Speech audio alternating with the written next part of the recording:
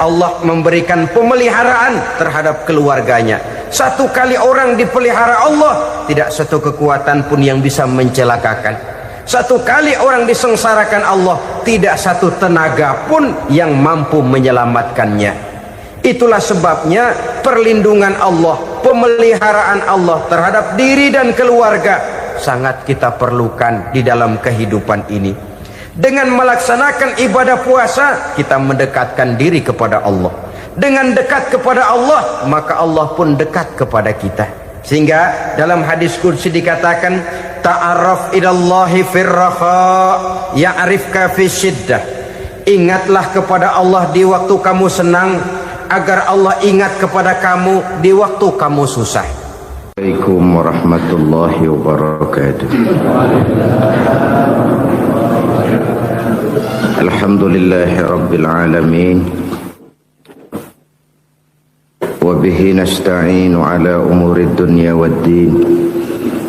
Salatu wassalamu ala ashrafil anbiya wal mursalin, Sayyidina wa maulana Muhammadin wa ala alihi wa sahbihi ajma'in, amma ba'du. Pada pertemuan kali ini secara khusus kita akan membicarakan tentang puasa ini. Kita akan mulai dari yang pertama, puasa sunnah. Sebagaimana yang kita maklum, sunnah adalah satu perbuatan yang apabila kita kerjakan berpahala, tapi apabila kita tinggalkan tidak merupakan dosa. Hanya saja ia merupakan barometer dan ukuran daripada orang-orang yang cinta kepada sunnah itu sendiri. Ada banyak jenis puasa-puasa sunnah ini. Yang pertama, puasa sunnah di bulan Muharram. Rasulullah sallallahu alaihi wasallam bersabda, afdhalus siyami ba'da Ramadan syahrullahil Muharram, wa afdhalus salati ba'dal fariḍah salatul lail. Diriwayatkan oleh Muslim dari Abi Hurairah. Puasa yang paling utama sesudah puasa Ramadan tidak lain adalah puasa di bulan Muharram. Dan solat yang paling afdal sesudah solat yang wajib adalah solat pada sepertiga malam yang akhir. Puasa di bulan Muharram merupakan puasa sunnah dan mempunyai nilai yang sangat besar dalam pandangan Allah Subhanahu wa ta'ala. Buat mereka yang mampu melaksanakan puasa sunnah di bulan Muharram ini, boleh melaksanakannya selama 10 hari. Hari yang pertama, boleh juga 3 hari saja, atau setidak-tidaknya 1 hari daripada bulan Muharram. Yang kedua, puasa 10 hari daripada bulan Zulhijjah. Karena bulan Zulhijjah ini memang termasuk bulan yang dimuliakan oleh Allah Subhanahu wa ta'ala. Pertama, di sana ada hari Tarwiyah, ada hari Arafah, ada hari kurban, ada talbiyah, ada pelaksanaan haji dengan segala manasiknya. Maka puasa sunnah di bulan Zulhijjah merupakan amalan yang sangat utama dan besar pahalanya dalam pandangan Allah Azza wa Jalla. Sebagian ulama menjelaskan, man shoma hazihil ayyam akramahullahu bi asri asya'in.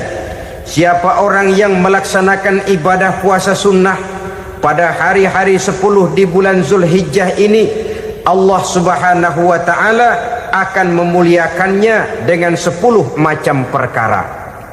Saudara, ini keuntungannya. Yang pertama, orang yang puasa di hari-hari 10 bulan Zulhijjah diberikan al-barakah fi umrihi, diberikan keberkahan pada umurnya.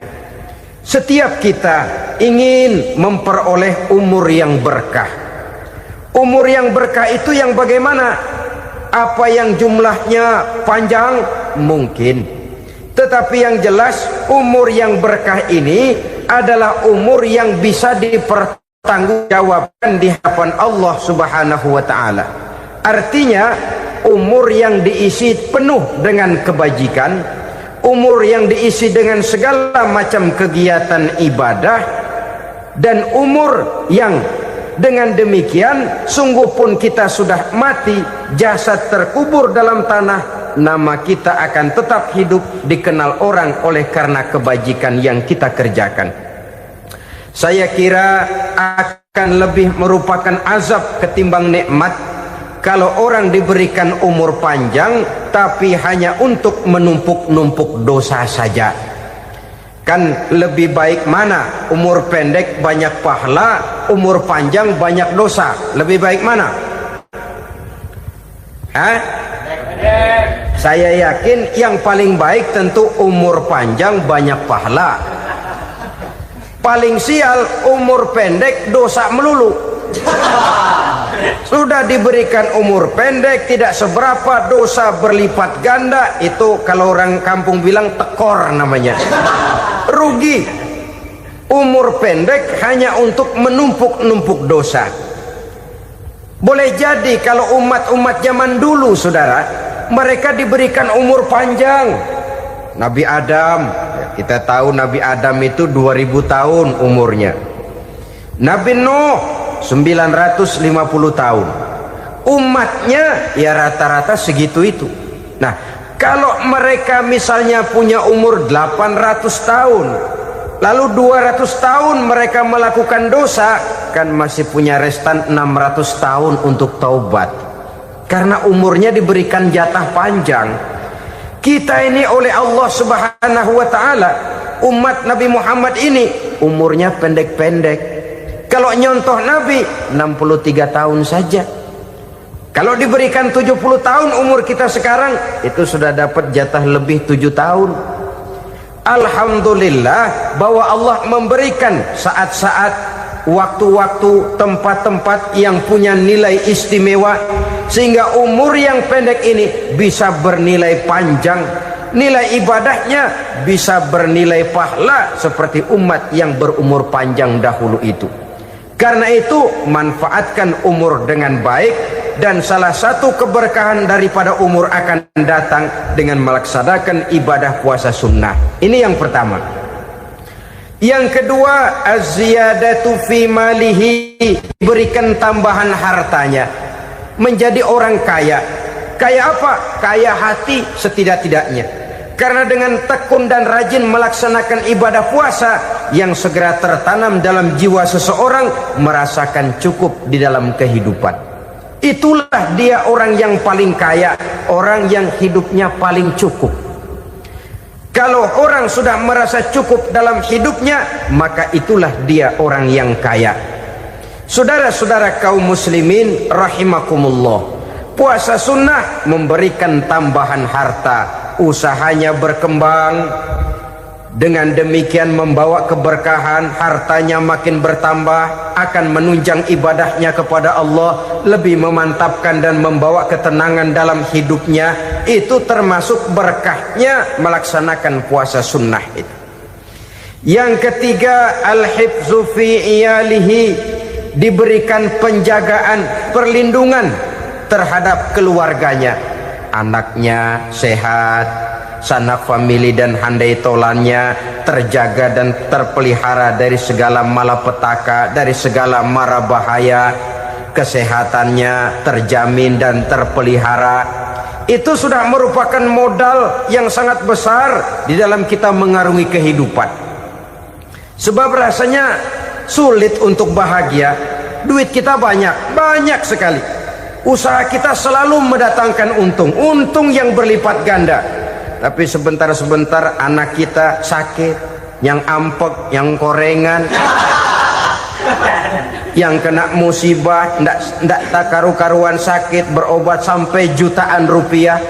Itu kan sudah tidak membawa kebahagiaan. Uang masuk yang begitu banyak jumlahnya, habis akhirnya untuk berobat saja. Sebenarnya hitung-hitung ya seri-seri juga. Usaha berhasil, duit banyak, habis untuk berobat. Lah sama juga saudara-saudara. Jadi dengan demikian, biar duit kita banyak, asal keluarga pada sehat saja, udah enak bener itu. Duit banyak, ekonomi cukup, keluarga sehat, nikmat rasanya menjalani kehidupan ini. Yang kiamat sudah duit kagak barang seperak, keluarga ampek semua. Kiamat sudah. Saudara hadirin yang saya hormati, jadi yang ketiga, Allah memberikan pemeliharaan terhadap keluarganya. Satu kali orang dipelihara Allah, tidak satu kekuatan pun yang bisa mencelakakan. Satu kali orang disengsarakan Allah, tidak satu tenaga pun yang mampu menyelamatkannya. Itulah sebabnya perlindungan Allah, pemeliharaan Allah terhadap diri dan keluarga sangat kita perlukan di dalam kehidupan ini. Dengan melaksanakan ibadah puasa, kita mendekatkan diri kepada Allah. Dengan dekat kepada Allah, maka Allah pun dekat kepada kita. Sehingga dalam hadis qudsi dikatakan, ta'arraf ilallahi firraha ya'rifka fi syiddah. Ingatlah kepada Allah di waktu kamu senang, agar Allah ingat kepada kamu di waktu kamu susah. Yang kita laksanakan kadang-kadang sebaliknya. Waktu susah kita ingat Allah, waktu senang kita lupa Allah. Akhirnya nanti pada waktu kita melarat, kebelangsak, susah dan sebagainya, pertolongan tidak akan datang kepada kita. Benar, ta'arraf ilallah firraha ya'rifka fi syiddah. Ingatlah kepada Allah di waktu kamu susah, ingatlah kepada Allah di waktu kamu senang, agar Allah ingat kepadamu di waktu kamu mendapat kesusahan. Umumnya watak manusia memang kalau sudah dapat susah, ingat kepada Allah. Waktu duduk, waktu berbaring, sambil tidur, dalam segala keadaan Allah disebutnya, Allah dimintakan pertolongannya. Tapi dikala dia berada pada posisi di atas angin, merasa senang, bahagia, Allah terlupakan. Saudara-saudara kaum muslimin, itu yang ketiga. Yang keempat, at-takfiru li sayyiatihi. Orang yang melaksanakan puasa sunnah itu diampuni segala dosa dan kesalahan yang telah dilakukannya. Dan yang kelima, at-tad'ifu li hasanatihi, diberikan balasan yang berlipat ganda dari segala kebaikan yang dikerjakannya. 1 berbalas 7, 7 bisa berbalas 10, 10 masih berbalas 100, masih ditambah dengan wallahu yudha'ifu liman yasha. Allah melipat gandakan pahala orang-orang yang dikehendakinya.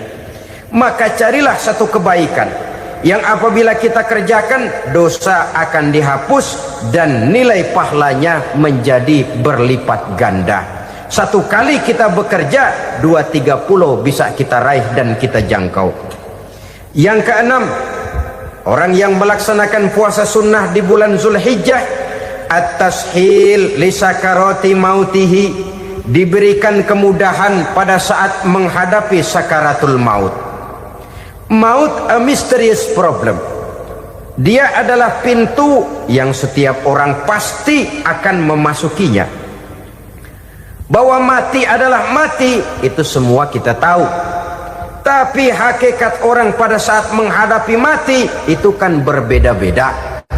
Ada yang matinya itu gampang sekali, persis orang tidur saja, tidak nampak gelisah, tidak bikin susah yang hidup, tidak gelimpangan di tempat tidur, persis seperti orang mau tidur saja.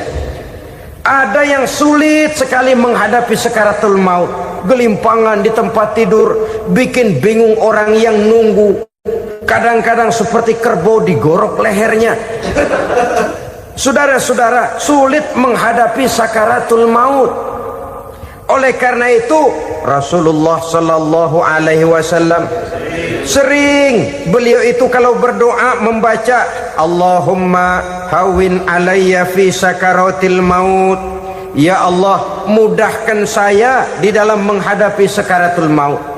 Rasulullah saja, saudara, orang yang ibadahnya paling banyak, orang yang hatinya paling bersih, orang yang akhlaknya paling luhur, masih berdoa semacam ini, mohon dimudahkan oleh Allah agar mudah menghadapi sakaratul maut. Apalagi kita, terus terang kita ini paling-paling kelas mukhtalid, bangsa ama pahala mau ama dosa doyan. Lebih perlu lagi menghadapi sakaratul maut, sehingga apabila malaikat maut datang menjemput nyawa kita, dimudahkan, jangan dibikin sulit, supaya mudah. Jadilah orang baik-baik. Biasanya kalau banyak yang mati, malaikat maut juga kali main-mainin dulu tuh orang, kutak-katik, ditakut-takutin dan segala macam. Saudara hadirin yang saya hormati, maka menghadapi sakaratul maut ini merupakan kunci. Apakah seseorang bisa husnul khatimah atau bisa su'ul khatimah? Salah satu jalan untuk memudahkan diri menghadapi sakaratul maut, melaksanakan puasa sunnah di bulan Zulhijjah ini. Yang ketujuh, ad-diya'u li zulumati qabrihi, diberikan terang di alam kuburnya. Kubur, saudara tahu, saudara tentu sering lihat orang dimasukkan ke liang lahat, ditutup dengan papan, dinding ari kata kita di kampung, lalu diuruk lagi dengan tanah. Dalamnya liang lahat, gelapnya liang lahat, gelapnya diuruk dengan tanah, gelapnya di dalam kubur, tiga gelap yang menjadi satu. Bapak moyangnya gelap.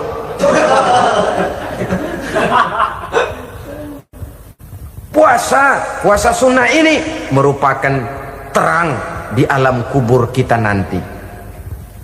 Yang kedelapan, at-tasqil limizanihi, diberikan keringanan pada timbangan di hari akhirat nanti. Bahwa setelah dibangkitkan dari kubur, setiap kita akan menghadapi perhitungan, akan ditimbang segala macam kebaikan dan segala macam kejahatan yang pernah kita lakukan di dalam kehidupan. Orang yang melaksanakan ibadah puasa sunnah, at-tasqilu limizanihi, diberikan keringanan timbangan hari akhiratnya nanti. Yang kesembilan, an-najah minal bala, diberikan keselamatan dari segala macam bencana. Dan yang ke-10, as-su'ud ala darajatihi, diberikan ketinggian, naik derajatnya, derajat di dunia, lebih-lebih lagi derajat di akhirat nanti. Ini keutamaan yang diberikan Allah Subhanahu wa ta'ala kepada mereka yang melaksanakan ibadah puasa 10 hari di bulan Zulhijjah menurut penjelasan sebagian dari para ulama kita. Jadi setelah puasa Muharram ada lagi puasa Zulhijjah. Kemudian puasa sunnah yang ketiga, puasa sunnah pada hari Senin dan hari Kamis. Apa sumber hukumnya? Diriwayatkan oleh Imam Muslim dari Abi Qatadah, Rasulullah sallallahu alaihi wasallam ditanya tentang puasa pada hari Senin. Kenapa Rasul melakukan itu? Beliau menjawab, zalika yaumu wulidtu fihi wa yaumu bu'istu au unzila alayya fihi. Hari Senin itu adalah hari di mana aku dilahirkan dan hari di mana aku dibangkitkan. Wahyu pertama turun kepadaku pun pada hari itu. Maka sunnah melaksanakan puasa pada hari itu. Adapun hari Kamis, ada hadis yang diriwayatkan oleh Imam Turmuzi dari Abi Hurairah, Nabi bersabda, tu'radul a'malu yaumul isnaini wal khamisi fa uhibbu ay yu'radu amali wa ana sha'im. Disetor amal setiap manusia pada hari Senin dan pada hari Kamis. Maka aku ingin, kata Nabi, agar pada saat amalku disetor itu aku sedang puasa. Jadi malaikat itu menurut riwayat ini mencatat dan menyetorkan catatan amalan seseorang pada hari Senin, hari Kamis. Tiap hari Senin amalan kita disetor oleh malaikat. Catatan terakhir tentu yang sedang kita kerjakan, sehingga yang masuk daftar, saya tinggalkan orang ini, dia sedang puasa, karena naik catatan amalnya pada hari Senin. Kamis diangkat lagi, catatan paling akhir, saya tinggalkan orang ini, dia sedang puasa. Itu makna fa uhibbu ayyurada amali wa ana shaim. Aku senang kalau pada saat amalku disetor, catatan paling akhir aku lagi puasa. Satu keistimewaan. Alangkah celaka tiap amalan disetor kita sedang berbuat jahat. Senin, Kemis, teler, mabok, judi. Tiap amalan disetor, catatan akhirnya saya tinggalkan si fulan lagi teler. Laporan Senin. Kemis laporan lagi, saya tinggalkan si fulan lagi mirit kartu. Saudara hadirin yang saya muliakan, alangkah jeleknya catatan kita. Oleh karena itu sunnah puasa pada hari Senin dan hari Kemis. Ini amalan sunnah, saudara-saudara. Dan oleh karena ini amalan sunnah, sebagian ulama memberikan penjelasan, walaupun lupa niat, kalau sudah malam itu lupa niat, boleh niatnya sudah siang puasa sunnah ini, dengan catatan dari pagi belum makan apa-apa. Malam saudara lupa, tahu-tahu ingat ini hari Senin, dah jam 10, niatlah jam 10 itu, sah puasanya asal dari pagi belum makan apa-apa. Tapi kalau sudah dapat 2 piring baru niat, jam 10 itu lain, ngojek namanya. Jadi puasa sunnah yang ketiga, puasa pada hari Senin dan hari Kamis. Yang keempat, puasa jenis sunnah yang keempat, puasa 6 hari di bulan Syawal. Diriwayatkan oleh Imam Muslim dari Abi Ayyub bahwa Nabi bersabda, man shoma ramadhana summa atba'ahu sittan min Syawal kana kasyamid dahri. Barang siapa yang berpuasa di bulan Ramadan kemudian diikutinya dengan 6 hari di bulan Syawal, maka dia seolah-olah seperti orang yang berpuasa 1 abad lamanya. Allahu Akbar. Demikian besar keuntungannya. 6 hari di bulan Syawal sama dengan orang yang berpuasa 1 abad lamanya. Ini fadailul a'mal, saudara-saudara. Jangan diartikan karena menang sudah puasa 6 hari bulan Syawal, Ramadan tahun depannya lantas nggak puasa. Kenapa? Ukurannya sudah 1 abad. Bukan itu pengertiannya. Ini mendorong orang memberikan ganjaran pahala yang sedemikian besar. 6 hari setelah Ramadan, artinya di bulan Syawal. Tidak pada hari pertama Syawal, karena haram hukumnya berpuasa pada hari fitri itu. 6 hari di bulan Syawal. Tinggal lihat yang mampunya saja. Boleh berurutan, boleh tidak berselang-seling, boleh, asal saja jumlahnya 6 hari selama masih bulan Syawal itu. Hari ini 3 hari lagi, 4 hari lagi, diselang-seling atau berurutan, itu juga lebih baik. Puasa sunnah 6 hari daripada bulan Syawal. Kemudian yang kelima, puasa sunnah 3 hari pada setiap bulan. 3 hari pada setiap bulan. Diriwayatkan oleh Imam Bukhari dan Muslim dari Abi Hurairah. Abi Hurairah bercerita, ausani khalili sallallahu alaihi wasallam bisalasin.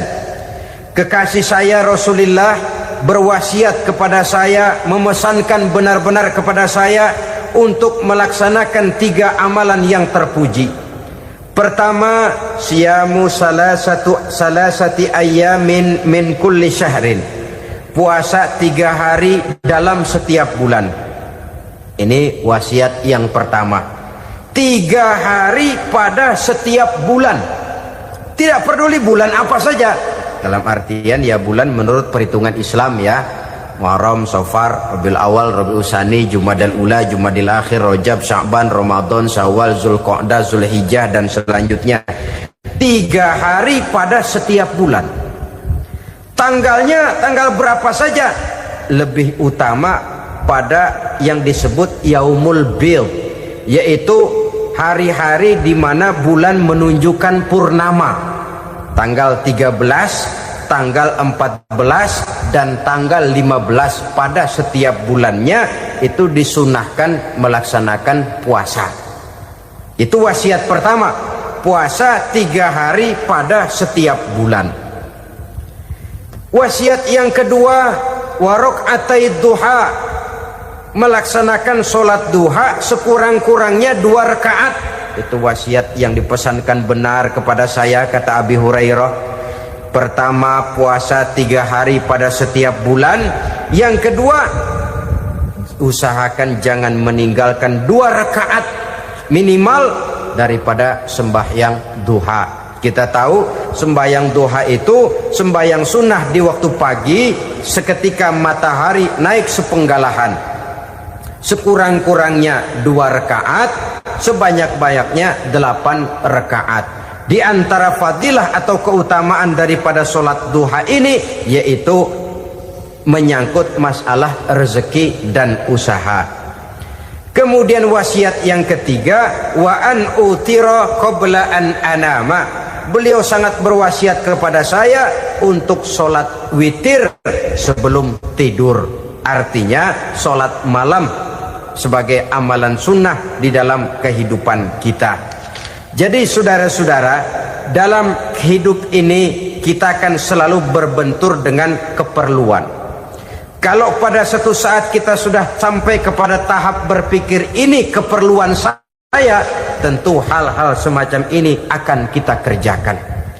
Kita belum tergerak melaksanakan ini semua oleh karena barangkali kita merasa belum memerlukannya.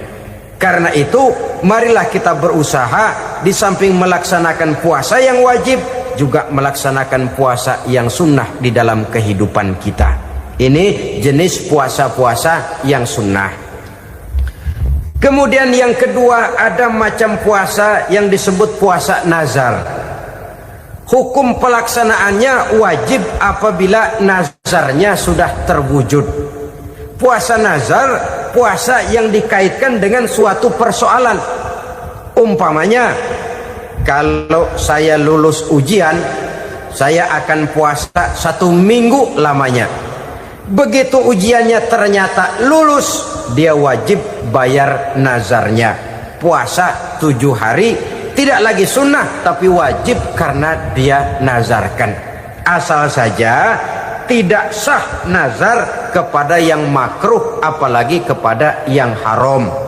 Umpamanya nazar kalau tembus 6 nomor mau puasa 3 hari. Itu nazar semacam itu bukan saja tidak sah tapi haram hukumnya. Tidak boleh nazar kepada yang makruh apalagi kepada yang haram. Jadi apabila maksud yang sudah kita niatkan tercapai, wajiblah nazar itu dibayar, yaitu kalau nazarnya sunnah melaksanakan ibadah puasa.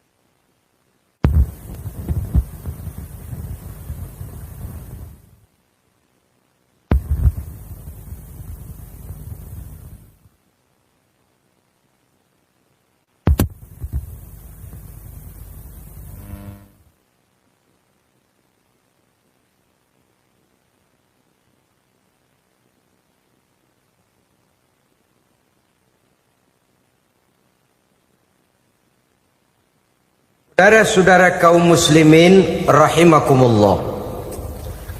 Jenis puasa yang ketiga kita kenal dengan puasa wajib. Dan ini kita laksanakan pada bulan suci Ramadan. Tentang teknis pelaksanaan ibadah puasa di bulan Ramadan sudah pernah saya bicarakan pada pertemuan tentang Ramadan dan Idul Fitri.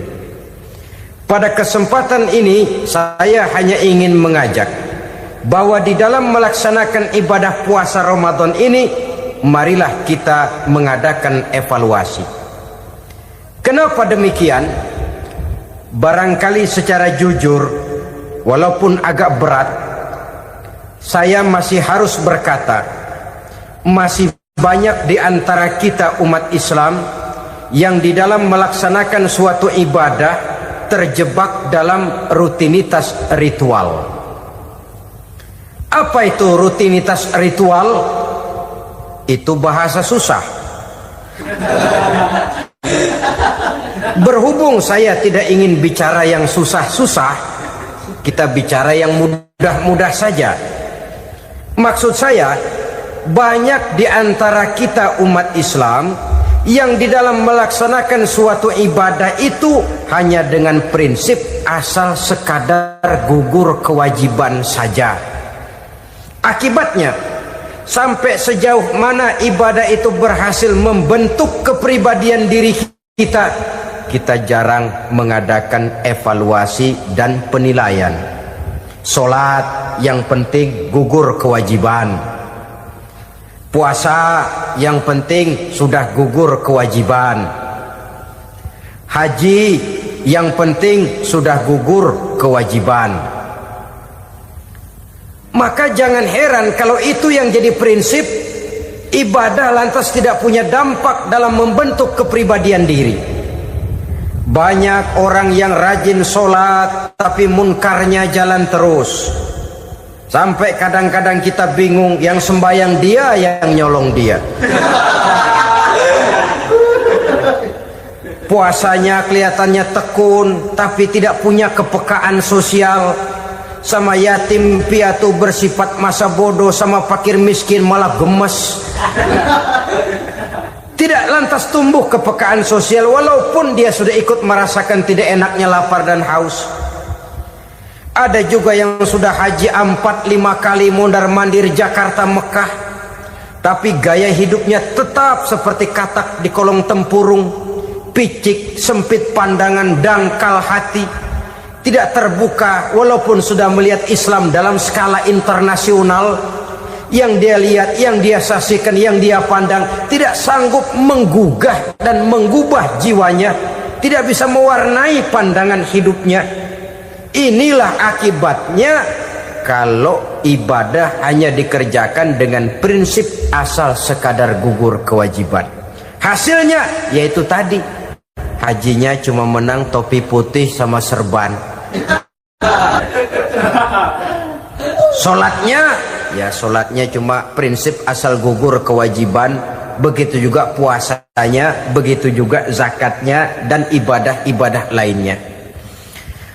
Bukan tanpa satu maksud, jikalau Allah Subhanahu wa ta'ala memerintahkan kita melaksanakan ibadah puasa di bulan suci Ramadan, bahkan maksud itu sangat pada penghujung ayat yang memerintahkan kita puasa. Ya ayyuhalladzina amanu kutiba alaikumus syiyam kama kutiba alal ladzina min qablikum la'allakum tattaqun.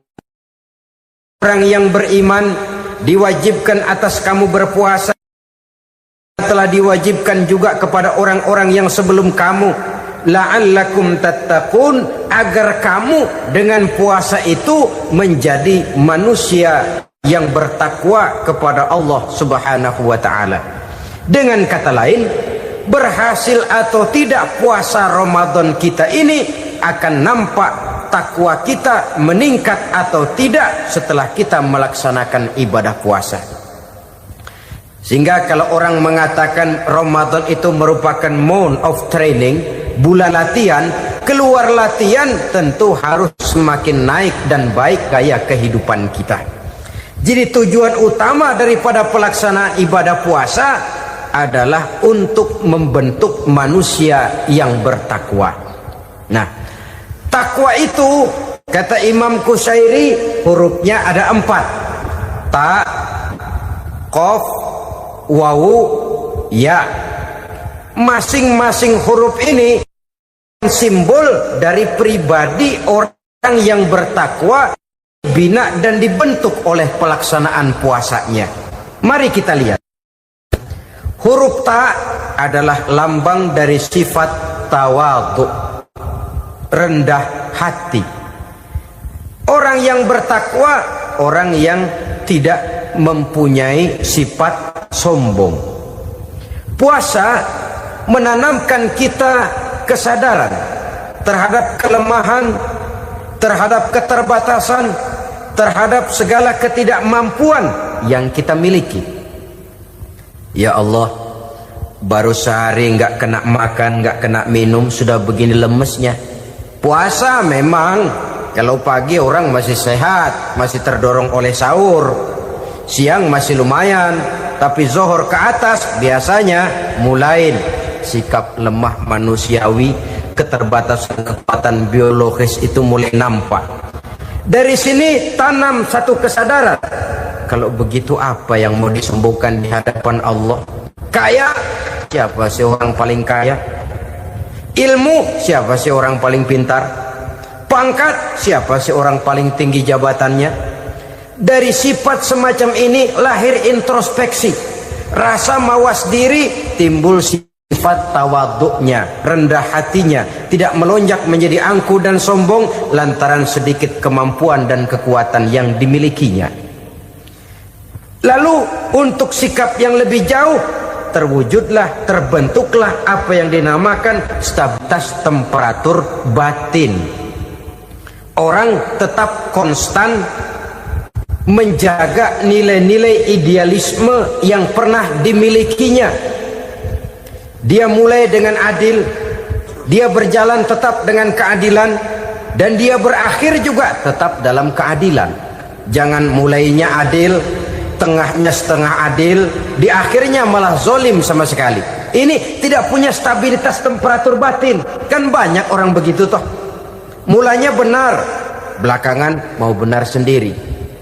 Mulanya sudah rela berkorban buat kepentingan orang banyak, belakangan malah selalu mengorbankan kepentingan orang banyak. Waktu di bawah rajin baca ayat kursi, dapat kursi lupa ayat. Stabilitas temperatur batin, tertipu oleh perasaan seolah-olah situasi dan kondisi sudah serba memungkinkan, sudah serba menguntungkan. Orang yang dibentuk pribadinya oleh pelaksanaan ibadah puasa, dia sadar apapun keberhasilannya, apapun kedudukannya, apapun nilai kekayaannya, itu cuma sebagian kecil sekali dari apa yang ada pada zat Allah Subhanahu wa ta'ala. Hati tidak takabur, sesuai dengan namanya takabur dari kalimat takabbaro ya takabbaru, membesar-besarkan diri. Orang yang suka membesar-besarkan diri, orang yang tidak yakin bahwa dirinya orang besar, lalu dibesar-besarkan dirinya. Sebenarnya itu sudah satu sikap di mana dia tidak percaya kepada diri sendiri. Dirinya sebenarnya bukan apa-apa, cuma ingin dianggap besar, lalu dibesar-besarkan. Takabbur namanya. Puasa sekali lagi melatih kita menanamkan kesadaran akan kelemahan dan keterbatasan kita sebagai makhluk. Itu sikap tawadhu. Fir'aun, sudah tahu Fir'aun, lama-lama dia jadi raja, lupa diri dan lupa daratan, melonjak menjadi angkuh dan sombong sampai kepada puncak kekurang ajarannya, memproklamirkan dirinya menjadi Tuhan. Hitler juga begitu.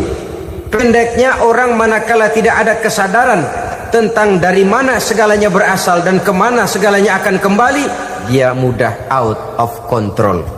Kalau sudah out kontrol, maka dia akan melakukan perbuatan yang melampaui batas. Itu yang pertama.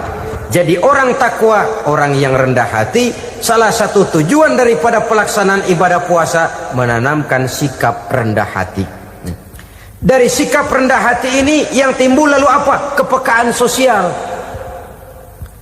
Kalau saya puasa, saya sudah merasakan bagaimana tidak enaknya lapar. Saya sudah merasakan bagaimana tidak enaknya haus. Tapi bagaimanapun saya lapar cuma sebentar, saya haus cuma sebentar, selesai maghrib lapar saya hilang, haus saya hilang. Bagaimana yatim piatu, orang-orang tua jompo yang perlu santunan, orang-orang miskin yang terkapar di kolong-kolong jembatan, yang tiap hari merasakan perasaan seperti ini tanpa tahu kapan hidup dan nasibnya akan berubah, tidur beratapkan langit berselimut koran. Kalau demikian saya ini beruntung, kalau demikian apa yang bisa saya lakukan untuk mereka? Kepekaan sosial ini lalu timbul dalam apa yang orang sekarang namakan solidaritas kesetiakawanan sosial. Hidup tidak hanya untuk kepentingan diri dan perutnya sendiri saja, tapi mau menolong, mau membantu orang yang memang memerlukan bantuan dan pertolongan itu sendiri. Jangan setelah tahu lapar tidak enak, haus tidak enak, tapi kita tidak mau tenggang rasa, tidak mau timbang rasa. Begini loh tidak enaknya lapar, begini loh tidak enaknya haus. Ini terjadi pada diri saya masih mampu, masih berbuka puasa. Bagaimana yang tiap hari merasakan seperti ini? Tidak Ramadan, tidak Syawal, tidak Zulqa'dah, tidak Zulhijjah, selalu kelaparan dan kehausan. Dari sana timbul kepekaan sosial. Lalu lahirlah sikap pemurah, dermawan, mau menoleh ke kiri dan ke kanan. Bahkan Al-Quran itu sampai mengancam betul. Ara'aita allazi yukadzibu bid-din fadzalika allazi yad'ul yatim wa la mendustakan agama. Islam mendustakan Islam. Solat dia tapi mendustakan solat, puasa dia tapi mendustakan puasa. Siapa mereka itu? Fadzalikal ladzi yad'ul yatim. Merekalah orang-orang yang meninggalkan anak-anak yatim. Wa la yahuddu ala ta'amil miskin, dan tidak pernah memberi pertolongan, tidak memerintahkan memberi makan kepada fakir miskin, walaupun dia berada pada posisi dan kondisi yang memang dia mampu. Nah, kalau dia tidak mampu itu lain soal. Dia mampu, dia tahu, dan dia diam saja. Itu termasuk yukadzibu biddin, orang-orang yang mendustakan agama. Berlindung kita kepada Allah, jangan sampai termasuk ke dalam kelompok itu. Yang kedua saudara, huruf takwa itu qaf. Qaf adalah lambang dari sifat qanaah. Qanaah artinya merasa cukup. Puasa melatih kita untuk bersikap cukup dalam hidup. Kalau kita perturutkan menjelang saat berbuka, menunggu waktu berbuka, istilah orang di Jawa Barat ngabuburit katanya, kita menunggu saat berbuka, segalanya saja ingin kita beli, segalanya saja ingin kita minum, semuanya saja ingin kita makan. Sebab nafsu sudah begitu berupa, perut sudah sedemikian lapar, kerongkong sudah sedemikian haus, rasanya semuanya saja ingin kita telan. Tapi tahukah kita bahwa setelah maghrib berbunyi, berapa banyak yang kita makan, berapa banyak yang kita minum? Sesuaikah dengan keinginan kita tadi siang? Tadi siang semuanya ingin kita makan, tadi siang semuanya ingin kita minum. Setelah berbuka, berapa banyak yang kita makan, berapa banyak yang kita minum? Itulah kehidupan. Segalanya ingin kita kuasai, segalanya ingin kita punyai, tapi berapa sih yang benar-benar kita perlukan? Maka orang kaya adalah orang yang hidupnya cukup. Orang miskin hakikat yang selalu merasa kurang.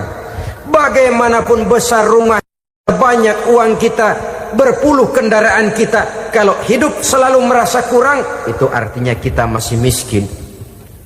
Maka jikalau ingin menjadi orang kaya, kuncinya hakikatnya cuma satu, hati kita merasa cukup dengan yang diberikan Allah, bersyukur atas segala nikmatnya, dan dengan syukur itu, nikmat itu akan ditambah oleh Allah Subhanahu wa ta'ala. Puasa menimbulkan sifat qanaah, dan qanaah adalah watak daripada orang-orang yang bertakwa kepada Allah Subhanahu wa ta'ala. Persis seperti orang minum air laut. Makin diminum makin haus, makin diminum makin kering tenggorokan. Begitulah orang berhadapan dengan materi. Tadinya dia akan senang kalau dia merasa punya tanah ratusan hektar.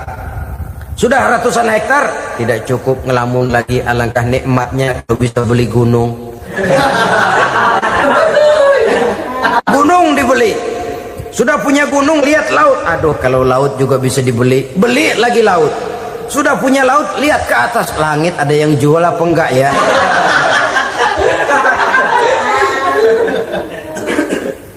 Seperti orang berhadapan dengan air laut yang makin diminum makin membuat kita haus dan makin kering tenggorokan ini. Maka itu harus dihentikan. Sikap untuk menghentikan itu tidak lain adalah dengan sifat qanaah itu tadi. Merasa cukup dengan apa yang diberikan Allah, mensyukuri nikmatnya. Itu yang kedua. Yang ketiga, pada kalimat takwa ada huruf wawu. Wawu adalah simbol dari sifat wara dengan ain. Wara, orang yang terpelihara dirinya baik dari yang syubhat, lebih-lebih dari yang haram. Syubhat, saudara tahu, barang yang remeng-remeng. Tapi sungguh pun remeng-remeng, kira-kira prosentasenya 70-30. 70% haram, 30% kemungkinan halalnya. Maka yang syubhat lebih baik dijauhi daripada diambil. Orang yang punya kepribadian wara, dirinya terpelihara, jangankan dari yang haram, dari yang syubhat saja dia sanggup menjaga dan memelihara dirinya. Oleh karena itu saya heran kalau orang di bulan Ramadan dia sanggup menjaga diri di waktu siang dari jenis makanan yang halal, dari jenis minuman yang haram. Ada tahu nganggur di meja siang, enggak dia makan. Ada air teh nganggur di meja siang, enggak dia makan. Padahal itu jenis makanan dan minuman yang halal.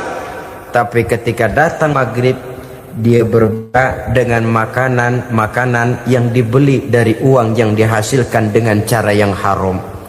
Bukankah itu sesuatu yang terbalik? Bukankah dengan demikian sudah tidak lagi menimbulkan sikap yang bisa memelihara dan menjaga kepribadian diri? Orang yang membiasakan diri terpelihara dari yang syubhat apalagi yang haram, maka baik yang dipakainya, yang diminumnya, yang dimakannya terdirilah dari barang-barang yang baik yang dihalalkan oleh agama. Wara. Kemudian yang keempat, pada huruf kalimat takwa ada huruf yakin. Huruf ya, simbol dari sifat yakin. Orang yang puasa dibentuk kepribadiannya mempunyai satu keyakinan yang tangguh. Dan keyakinan adalah ciri daripada orang yang takwa. Kita lihat, yang dipanggil melaksanakan ibadah puasa ini kan iman. Karena memang sulit untuk melaksanakan puasa kalau tidak iman yang jadi dasar. Setidaknya seperti sudah pernah saya sampaikan, ibadah puasa ini memang sulit terkena penyakit show. Kalau kita sholat barangkali terangsang karena kelihatan orang lain. Kalau kita pergi haji mungkin jadi sugesti karena orang banyak tahu. Kalau kita bayar kita jadi terangsang karena banyak orang lihat. Tapi kalau sudah puasa, puasa itu kan yang tahu cuma kita dan Allah saja. Ya, kita sholat, orang lain lihat, kita jadi rada semangat. Kita pergi haji, orang lain banyak ngantar, kita semangat. Kita bayar zakat, orang lain banyak saksikan, kita bersemangat. Tapi kita puasa, siapa yang mau nyaksiin kita puasa? Siapa yang mau memuji kita puasa? Siapa yang mau menyanjung kita puasa? Itu cuma urusan kita dan Allah. Oleh karenanya, dasar daripada pelaksanaan ibadah yang haus mencekik tenggorokan, segalanya jadi nikmatan. Tidak ada kerja yang lebih indah selain kerja yang didasarkan kepada satu keyakinan bahwa yang kita kerjakan itu adalah sesuatu yang benar.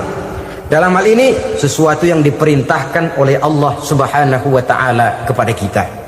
Saudara-saudara kaum muslimin rahimakumullah.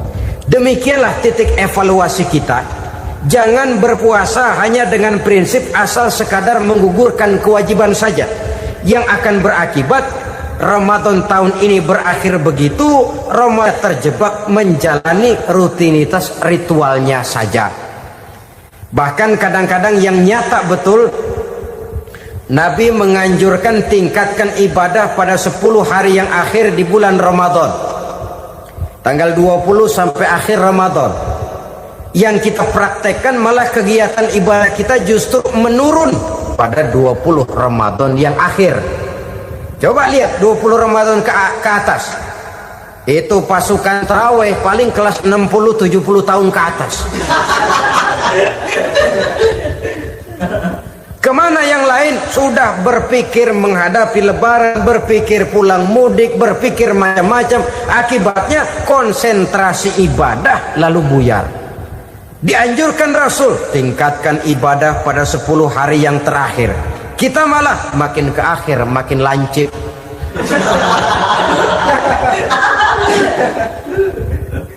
Saudara-saudara kaum muslimin rahimakumullah, kita terjebak oleh sesuatu yang sementara, oleh sesuatu yang bersifat kulit, lalu meninggalkan isinya.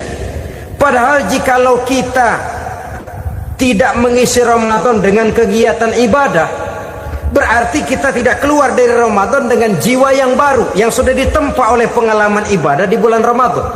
Artinya kita tidak kembali kepada fitrah, kesucian seperti saat kita dilahirkan. Lalu kalau kita tidak kembali kepada fitrah, apa yang mau kita rayakan pada Idul Fitri itu? Di mana letak kegembiraan kita? Di mana letak kebahagiaan hati? Kembalikah kita kepada fitrah? Tidak. Benarkah puasa yang kita kerjakan? Kelihatannya juga tidak. Adakah dampak dari pelaksanaan ibadah dalam pribadi kita? Tidak. Kadang-kadang Ramadan selesai malah teriak merdeka.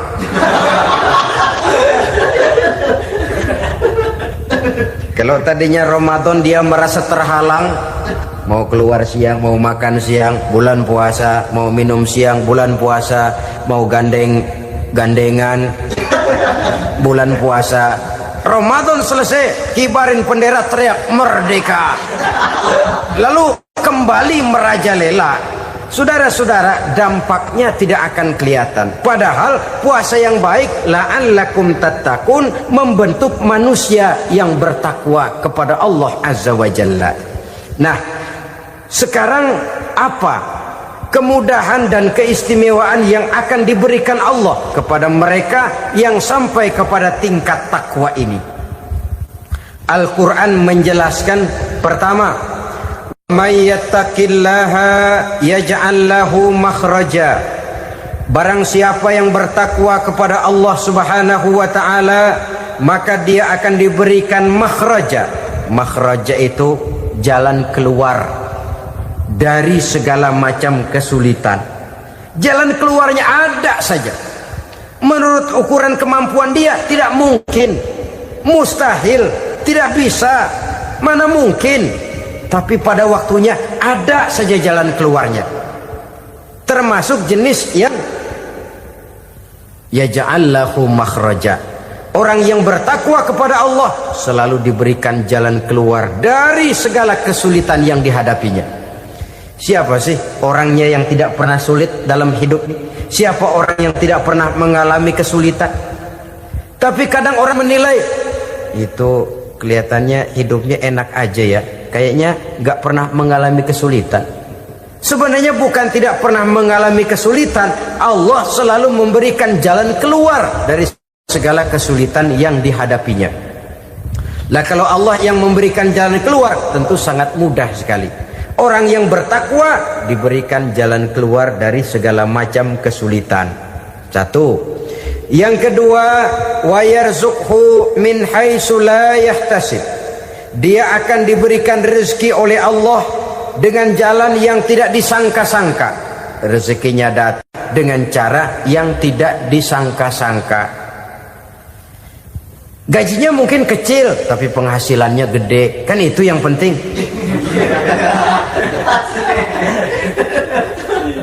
Gaji dan penghasilan kan lain tuh.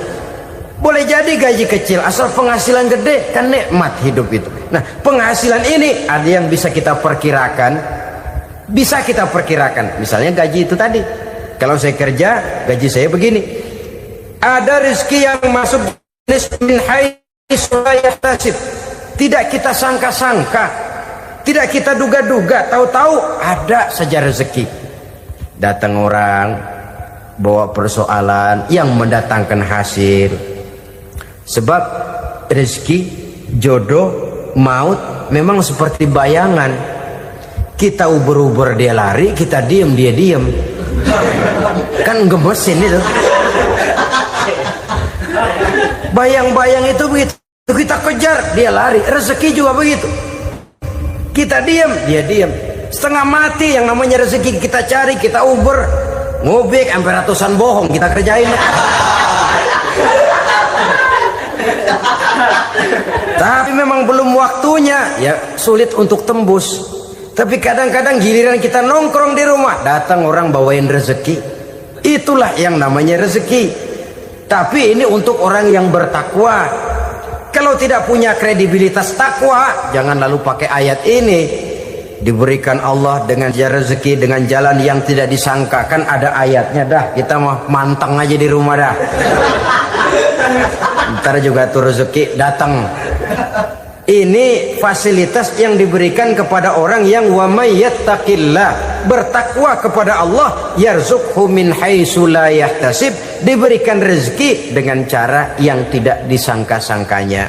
Maka kadar ketakwaan jangan membuat kita buruk sangka. Tuh orang ya nggak kemana-mana, duitnya ada aja. Kalau dia takwa, Allah berikan jalan keluar. Yang lantas ngelihat kiai orangnya ahli ibadah, ilmunya tinggi, akhlaknya luar biasa, takwanya tinggi, rezekinya lancar, lalu husnuzon nih kiai nggak kemana-mana, duitnya banyak, miara tuyul kali ini. Itu termasuk jaminan Allah yang masuk kategori min haitsu la yahtasib.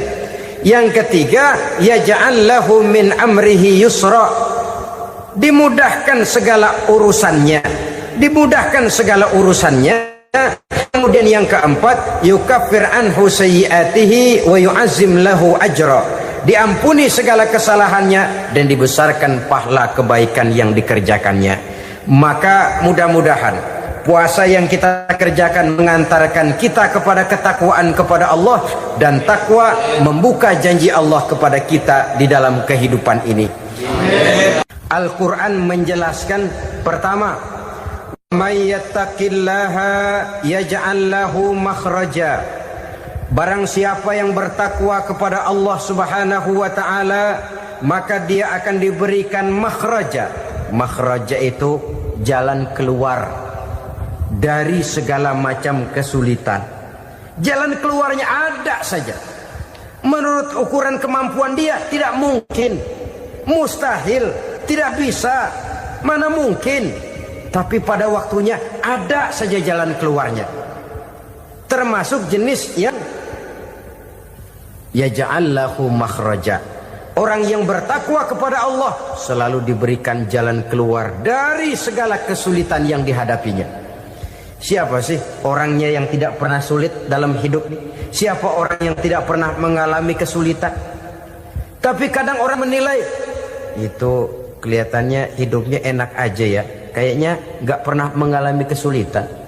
Sebenarnya bukan tidak pernah mengalami kesulitan, Allah selalu memberikan jalan keluar dari segala kesulitan yang dihadapinya. Nah, kalau Allah yang memberikan jalan keluar, tentu sangat mudah sekali. Orang yang bertakwa diberikan jalan keluar dari segala macam kesulitan. Satu. Yang kedua, wa yarzuqhu min haitsu la yahtasib. Dia akan diberikan rezeki oleh Allah dengan jalan yang tidak disangka-sangka. Rezekinya datang dengan cara yang tidak disangka-sangka. Gajinya mungkin kecil, tapi penghasilannya gede. Kan itu yang penting.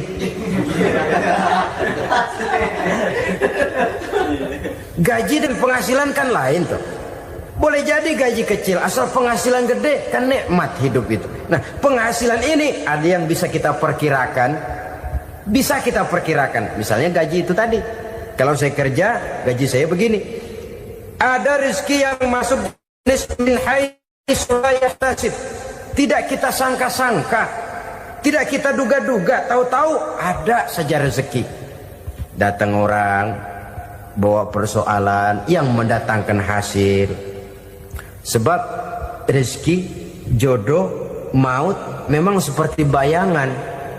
Kita uber-uber dia lari, kita diem dia diem. Kan gemesin itu. Bayang-bayang itu begitu. Kita kejar, dia lari. Rezeki juga begitu. Kita diam, dia diam. Setengah mati yang namanya rezeki kita cari, kita uber, ngobek sampai ratusan bohong kita kerjain. Tapi memang belum waktunya, ya sulit untuk tembus.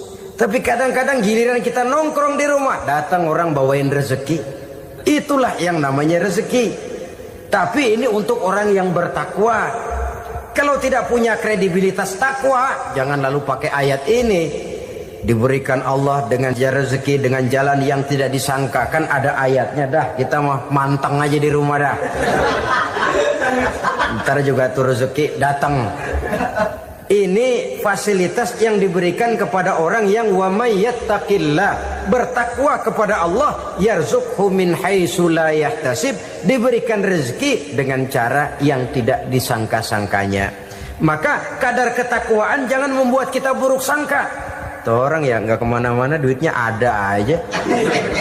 Kalau dia takwa, Allah berikan jalan keluar. Yang lantas ngelihat kiai orangnya ahli ibadah, ilmunya tinggi, akhlaknya luar biasa, takwanya tinggi, rezekinya lancar, lalu husnuzon nih kiai nggak kemana-mana, duitnya banyak, miara tuyul kali ini.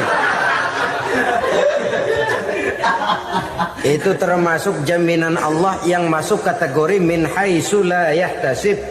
Yang ketiga, yaj'al lahu min amrihi yusra, dimudahkan segala urusannya. Dimudahkan segala urusannya. Kemudian yang keempat, yukaffir anhu sayyiatihi wa yu'azzim lahu ajra, diampuni segala kesalahannya dan dibesarkan pahala kebaikan yang dikerjakannya. Maka mudah-mudahan puasa yang kita kerjakan mengantarkan kita kepada ketakwaan kepada Allah, dan takwa membuka janji Allah kepada kita di dalam kehidupan ini. Kenapa sih kita yakin Quran itu kitab suci? Pertama, ajarannya sesuai dengan fitrah manusia. Suatu kitab dinamakan suci kalau konsep ajarannya sesuai dengan fitrah. Contoh, ini laki-laki ini seneng nggak sama perempuan? Normal. Kalau nggak seneng, saya ragu-ragu. Perempuan seneng nggak sama laki-laki?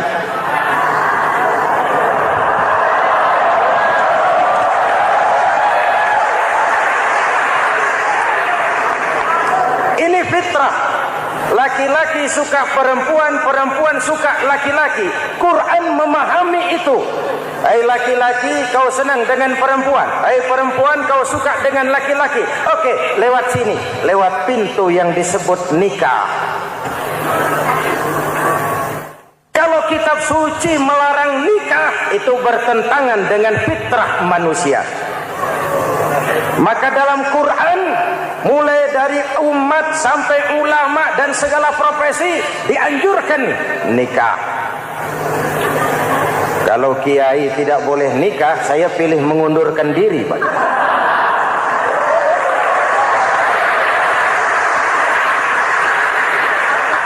Itu bertentangan dengan fitrah. Lagian mubazir dikasih perabotan nggak dipakai.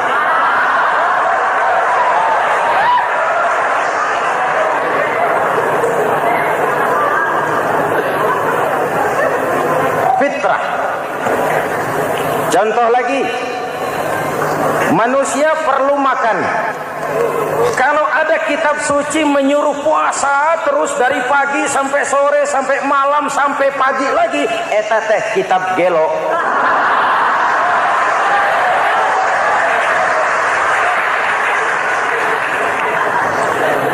Quran sesuai dengan fitrah, puasa puasa mulai dari imsak sampai datang waktu maghrib.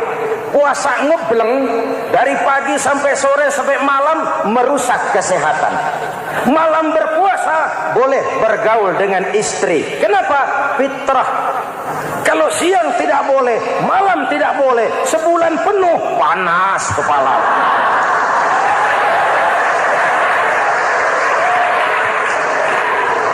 Rontok rambut. Hadirin yang saya hormati, itu yang pertama. Yang kedua, kita yakini Quran sebagai kitab suci karena isinya tidak saling bertentangan, konsekuen, konsisten. Kalau ada satu kitab, di satu ayat mengajarkan Tuhan Esa, di lain ayat mengajarkan 3, liar eta mah. Kitab suci isinya paradoks. Bagaimana kitab suci isinya saling bertentangan? Di ayat manapun sekali Quran berkata Allah itu Esa, selamanya Esa. Isinya tidak saling bertentangan. Lalu yang ketiga, kita yakini Quran kitab suci karena dia bersih dari intervensi manusiawi. Sejak turunnya Al-Quran menantang, jikalau kamu ragu terhadap Quran yang kami turunkan kepada hamba kami Muhammad, kamu anggap itu cuma bikinan Muhammad. Kalau Muhammad bisa, kamu tentu bisa. Baik, bikin satu surah semacam Al-Quran. 14 abad yang lalu tantangan ini turun dan sampai malam ini belum terjawabkan. Pak, barangkali tidak ada yang mau coba. Banyak. Antara lain Musailamah Al-Kazzab. Dia mencoba membuat menandingi Al-Quran. Dia buat satu surah namanya surah Al-Fil. Bunyinya begini, bikinan Musailamah. Al-Fil, wa mal-fil, wa ma adraka mal-fil, lahu khurtumun tawil, wa lahu zail. Sudah berbentuk syair. Isinya apa? Al-Fil, gajah. Wa mal-fil, apakah gajah itu? Wa ma adraka mal-fil, tahukah kamu apa itu gajah? Lahu khurtumun tawil, dia punya belalai panjang. Wa lahu zail, dan dia punya ekor. Enggak usah turun ayat begituan, orang tahu.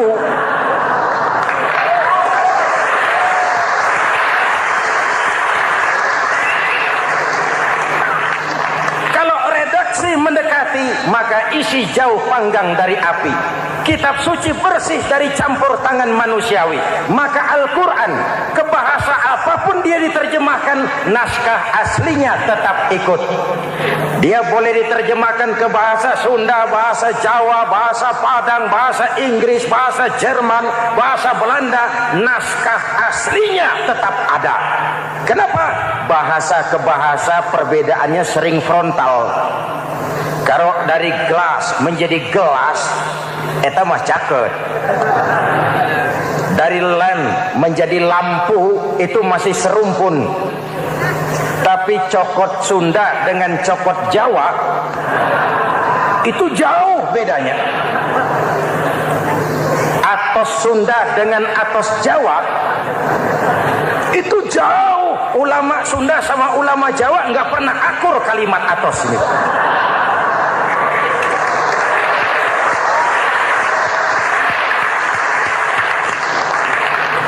Inilah kebenaran janji Allah, inna nahnu nazzalna dzikra wa inna lahu lahafizun. Kami yang turunkan Al-Quran, kami yang akan menjaganya. Ribuan orang hafal Al-Quran. Lalu apa pesan-pesan misi utama Al-Quran? Pertama, menegakkan tauhid. Ini yang lebih dahulu. Membentuk kualitas sumber daya manusia dengan menanamkan nilai-nilai keimanan, membebaskan dari ketergantungan kepada benda. Ya ayyuhan nasu ubudu rabbakumul ladzi khalaqakum. Hai manusia, Tuhanmu yang perlu kau sembah hanyalah Tuhan yang telah menciptakan kamu. Jangan menyembah Tuhan yang tidak pernah menciptakan kamu. Mengapa kau menyembah harta padahal dirimu lebih berharga dari harta? Kenapa kau menyembah pangkat dan jabatan padahal dirimu lebih berharga dari pangkat dan jabatan?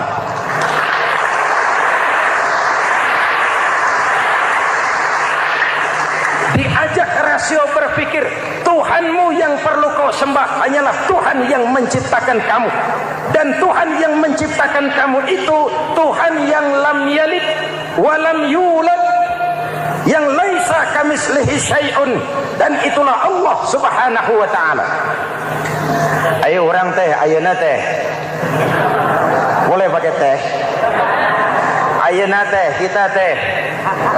Kalau kepada syirik jali, syirik yang terang-terangan, insya Allah tidak. Nyata-nyata menyembah berhala, tidak. Nyata-nyata menyembah pohon, tidak. Nyata-nyata berkeyakinan Tuhan lebih dari satu, tidak. Tapi kita sering terjebak pada syirik kecil, syirik khafi, syirik yang tersamar. Saya sejak pakai cincin ini, jangankan anak gadis, nenek-nenek ngelihat saya cincin. Jangankan anak gadis, nenek-nenek lihat saya lemes cincin. Ini saya sejak ada perkutut di rumah ini dagang lancar perkutut. Ini Ramadan, bulan penempaan nilai-nilai keimanan. Misi utama Quran menegakkan tauhid, memerangi kemusyrikan, membebaskan manusia dari ketergantungan kepada benda. Dari situ kualitas sumber daya manusia dimulai. Saya sering mengungkapkan selama ini sistem pendidikan kita cuma mengisi otak, bukan membentuk watak. Otak diisi segala macam ilmu, tapi hati kosong, agama rapuh, akhirnya moral rendah. Muncul manusia-manusia yang pintar, cuma sayang tidak benar. Indonesia kita bangkrut, Indonesia kita terpuruk, Indonesia kita sakit sekarang ini, kan ulahnya orang-orang yang pintar tapi tidak benar.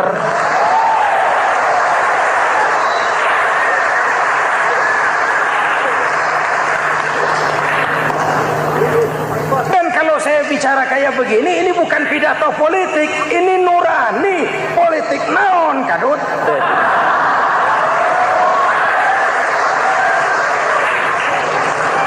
Ini nurani, ini tanggung jawab sebagai anak bangsa. Ibu bapak, saudara-saudara hadirin yang saya hormati, Rasul kalau masuk sepertiga yang akhir, sing-singkan lengan baju, hamparkan sajadah, lebih banyak di masjid daripada di rumah. Itu Rasul. Maka sepertiga yang akhir masjid makin ramai. Lihat Masjidil Haram. Lain dengan kita. Sepertiga yang akhir masjid mulai mengalami kemajuan. Safnya makin maju.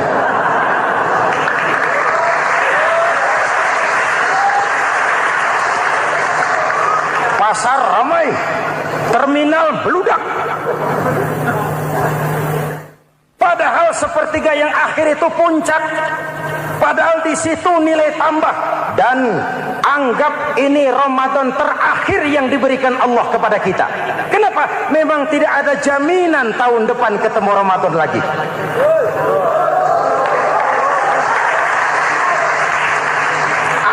Ini Ramadan terakhir yang diberikan Allah kepada kita.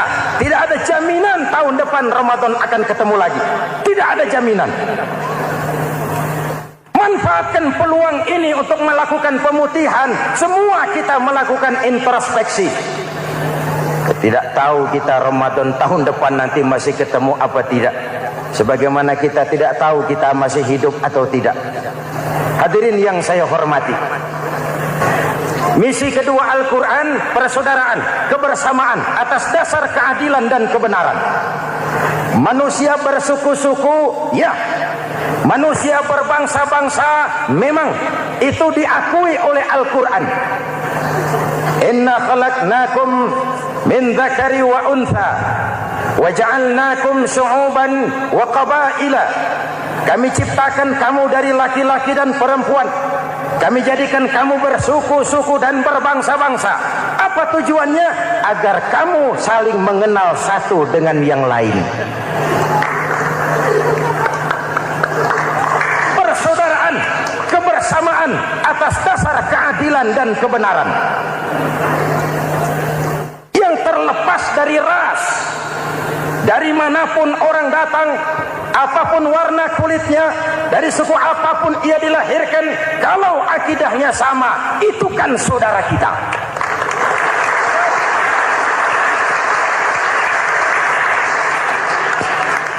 Seperti di masjid, kita tidak peduli dari mana kita datang.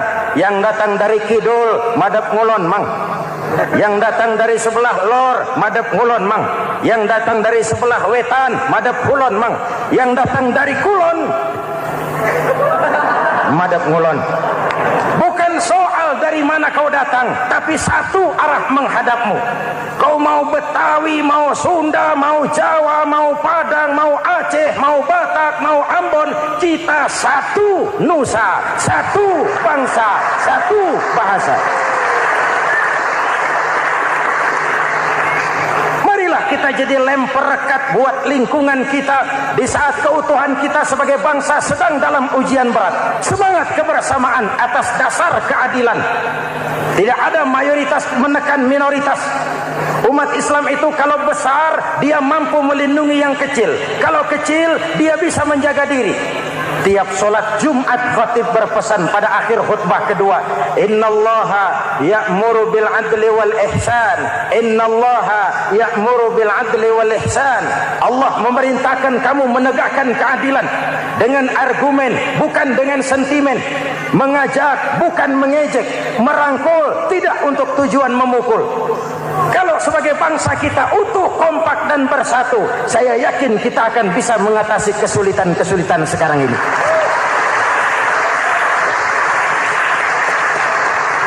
Kan kita prihatin kadang-kadang tawuran antar desa, antar RT, antar RW, antar kecamatan, sampai antar elit di atas. Makanya saya ulang lagi pesan ini. Kalau elit di atas tawuran, jadilah penonton yang baik. Saudara-saudara kaum muslimin yang saya cintai, kita prihatin, kita seakan tercabut dari akar budaya kita sebagai bangsa. Kenapa kita yang berfalsafahkan Pancasila, kenapa kita yang berketuhanan yang Maha Esa tiba-tiba jadi beringas dan brutal? Ada maling ayam ketangkap, disiram bensin, dibakar hidup-hidup. Kok kita bisa begitu? Street justice, pengadilan jalanan mulai tegak. Iyalah kita tidak puas dengan kerja aparat kita, tapi jangan main hakim sendiri. Ini negara, bukan hutan.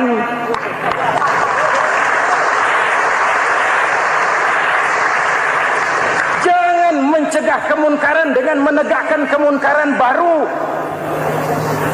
Oleh hal-hal yang sepele, yang mestinya kita bisa mencari jalan keluar dengan baik. Ayo luruskan saf, rapatkan barisan, satukan langkah, tautkan hati. Kita satu umat yang satu, diikat oleh Al-Quran. Hanya dengan kebersamaan kita akan mampu menata hari esok yang lebih baik atas dasar keadilan dan kebenaran. Dulu Muhammad Toha teriak takbir ngadepi Belanda. Bung Tomo teriak takbir ngadepi Belanda. Ayeuna takbir ngadepi batur sadulur salembur. Nanaunan.